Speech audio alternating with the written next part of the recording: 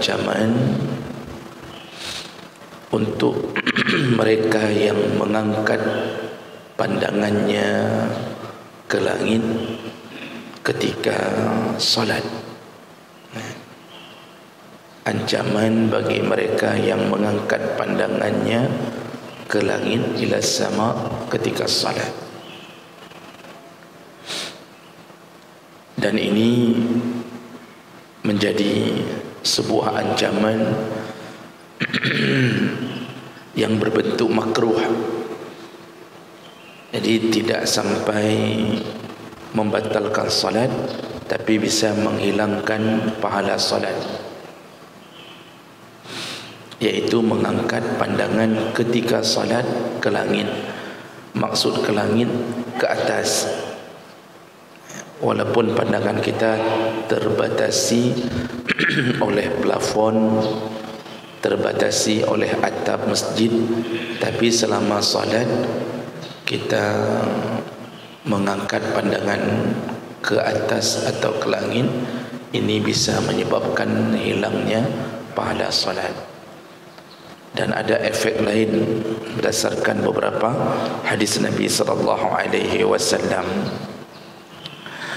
Di antaranya an Anas bin Malik radhiyallahu anhu qala Rasulullah sallallahu alaihi wasallam, Rasulullah berkata, ma balu aqwamin yarfa'una absarahum ila as-sama' fi salatihim. Jadi Rasulullah dengan mengeluarkan kalimat dengan nada ancaman, beliau berkata, ada apa dengan kaum atau ada apa dengan orang-orang yang mengangkat pandangannya ke arah langit dalam salat mereka. Jadi maksud Nabi, kenapa mereka berani melihat ke langit-langit ketika salat mereka? Fashtadda qawlahu fi zalika. Jadi kata Anas bin Malik, ketika Nabi mengucapkan itu, suaranya begitu lantang, nadanya begitu tegas. Jadi Nabi menunjukkan kemarahannya kepada mereka yang salat dalam keadaan mengangkat pandangan. Lalu Rasulullah berkata, Rasulullah berkata, laitahunna an zalik, la yantahiyanna an zalik. Kalau mereka tidak berhenti melakukan itu, artinya setiap salat melihat ke atas, aw la tukhtafanna absaruhum, kalau mereka tidak berhenti melakukan itu, maka Allah akan butakan mata mereka. Allah akan butakan mata mereka. Hadis riwayat Bukhari, Muslim, Abu Dawud, Nasa'i, Ibnu Majah dengan derajat yang sahih. Dan ada beberapa hadis yang lain dengan nada yang mirip dalam riwayat yang berbeda. Dalam riwayat dari Ibnu Umar, Rasulullah berkata, la tarfa'u absarakum ila as-sama', jangan angkat pandanganmu ke langit-langit ketika salat. Fataltami', yakni fi salat, kalau engkau angkat pandanganmu maka matamu akan rabun, kata Rasulullah, engkau akan menderita rabun. Hadis yang lain ada beberapa, namun sama, maksudnya sama, ya.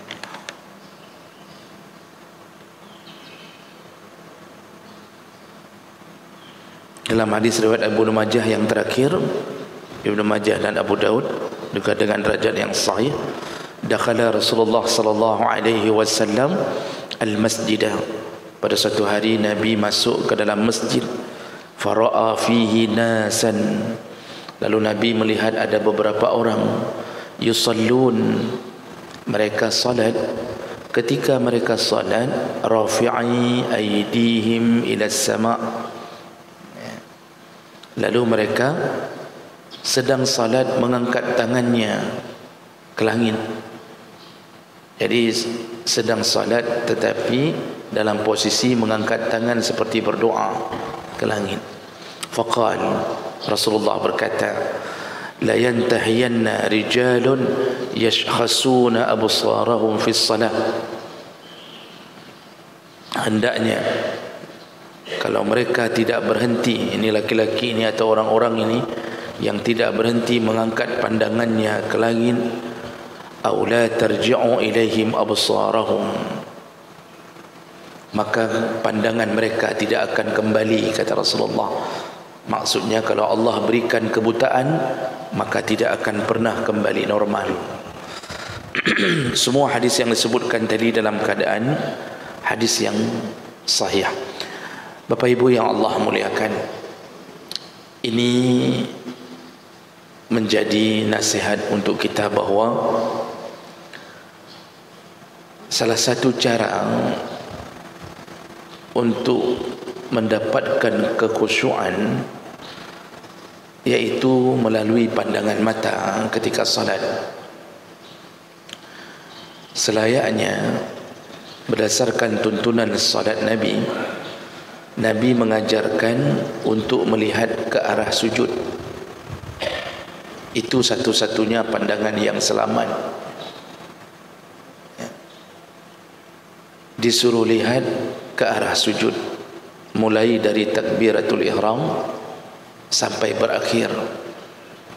Semua pandangan ke arah sujud, kecuali pada satu tempat yang kita disuruh alihkan pandangan, yaitu ketika tahiyatul akhir, duduk tahiyat akhir, ketika tangan terangkat, jari telunjuk terangkat. Jadi ketika mengucapkan doa tasyahud, ada yang mengatakan jari telunjuk dikeluarkan dari awal duduk tasyahud, ada yang mengatakan di waktu dimulai kalimah asyhadu an la ilaha illallah. Ada dua pandangan. Kalau mazhab Malik mengatakan dari awal at-tahiyyatu ni dua keluar ni. Nanti waktu asyhadu an la mulai mengucapkan Allah baru dinaikkan. Jadi keluarnya jari telunjuk dari pertama.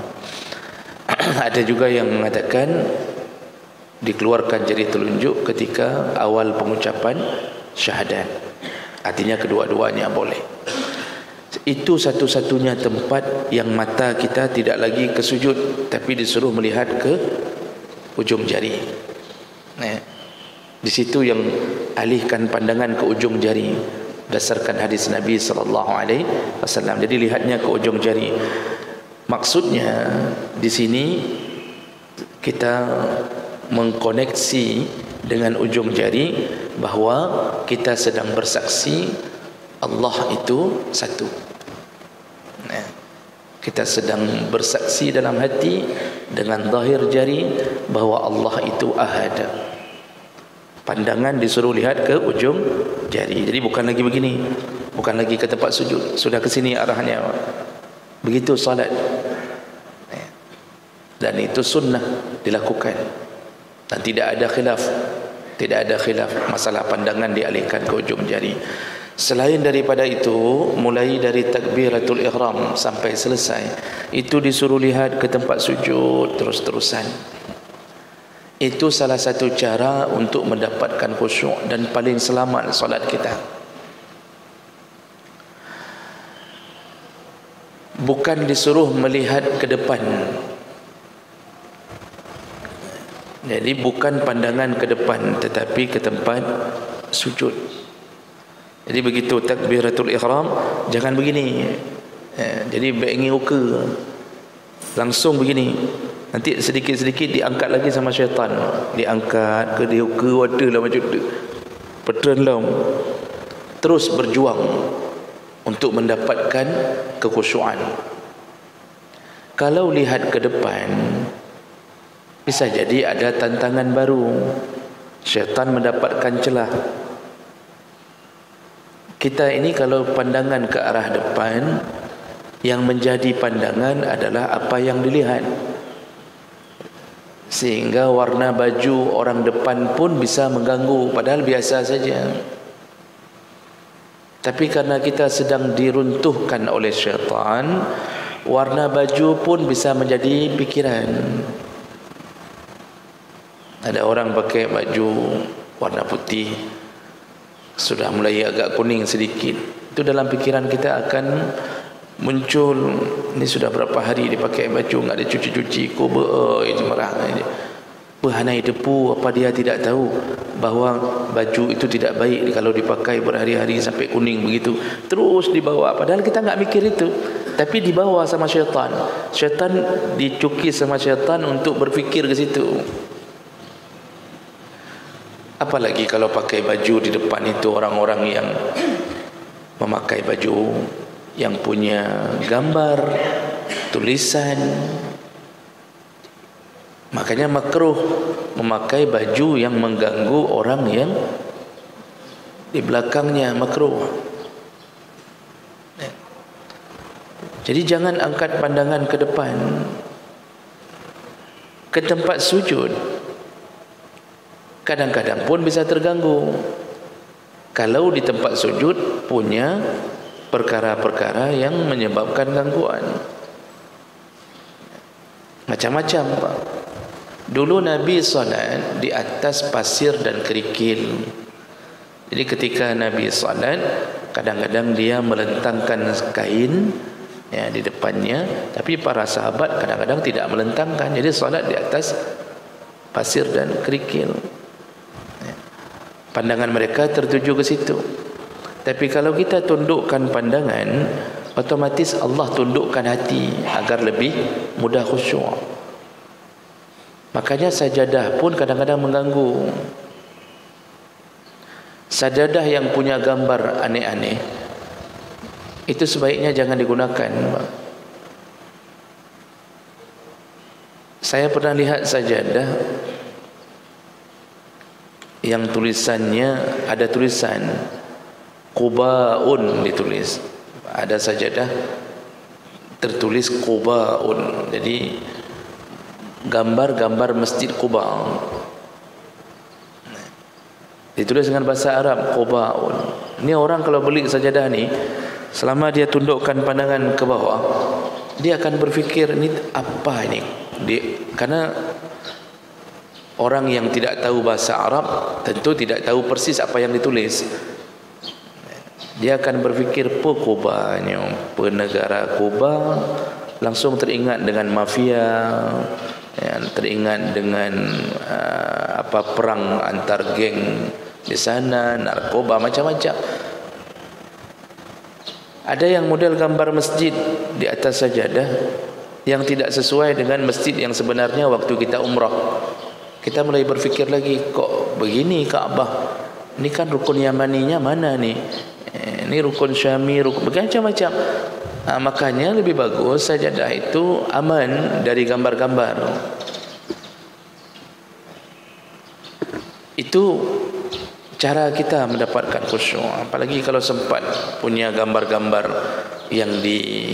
yang berbentuk manusia, itu lebih tidak dibolehkan. Nah, Bapak Ibu yang Allah muliakan, ke bawah disuruh, ke depan jangan lakukan, ke atas bermasalah. Nah, di sini hadis-hadis ini membicarakan bukan ke depan, mubah ke depan, tetapi bisa menghilangkan khusyuk. Tapi kalau melihat ke atas, itu langsung jatuh kepada larangan yang sebahagian besar ulama mengatakan larangan itu makruh. Jadi jangan solat dalam keadaan mata wata, apalagi sampai melihat-lihat ke atas. Itu jangan coba-coba. Nabi sudah mengatakan, kalau orang-orang yang melihat ke atas ketika solat tidak berhenti, berulang-ulang melakukannya, maka resikonya dibutakan Allah matanya, atau dibuat rabun oleh Allah Subhanahu Wa Taala. Nah, buta dan rabun ini dalam catatan para ulama itu ada makna kiasan, ada makna yang sebenarnya. Jadi kalau makna hakiki, makna sebenarnya, para ulama ada yang mengatakan kalau orang ini solat terus-terusan dengan melihat ke atas begini, ya, tidak perlu mendongakkan kepala tapi melihat ke atas, arah atas begini. Kita solat tapi pandangan ke atas, melihat kaligrafi, melihat pengumuman di ini masjid, kan kita nampak itu semua. Sedang solat kita lihat penceramah fulan habis subuh ni, kita lihat, selalu begitu. Maka Allah akan butakan mata. Bisa jadi makna hakiki benar-benar buta matanya. Jadi sebagian ulama mengatakan bisa jadi makna hakiki, namun tidak buta serta-merta, menunggu proses. Dibutakan matanya oleh Allah Subhanahu Wa Taala. Atau bisa juga kata para ulama bermakna majazi, matanya tidak buta tapi dibutakan mata hatinya oleh Allah. Orang yang begini susah mendapatkan kebaikan. Dalam solat saja dia tidak baik. Dalam solat saja tidak baik. Dia layangkan pandangan entah ke mana-mana, itu menunjukkan tidak ada adab, tidak beradab. Bapa dan ibu, kita ni kalau sedang bicara dengan seseorang lalu kita lihat orang itu bermain HP di depan kita, atau ketika bicara pandangan tidak lihat ke kita, kita bicara dengan dia tapi dia pandangan tidak lihat ke kita, berkhabar baju, ini salah satu dalam retorika berbicara, orang ini kurang beradab. Jadi kita sedang bicara dia main HP, tidak beradab. Dan banyak orang seperti itu hari ini, Pak. Banyak sekali yang kehilangan adab ketika berbicara. Dengan manusia dianggap tidak beradab. Bagaimana ketika kita sedang berhadapan dengan Allah tapi pandangan kita melayang-layang, tidak sesuai dengan suruhan. Jadi ini hadis-hadis ini mengajarkan tentang perintah untuk khusyuk. Salah satu cara adalah jangan lihat ke atas, lihatlah ke tempat sujud. Baik, sebelum saya lanjutkan yang masalah melihat pandangan ke atas sudah selesai beberapa hadis, saya berhenti dulu. Kalau ada yang ingin ditambah atau ditanyakan selama bisa dijawab, silakan Bapak dan Ibu.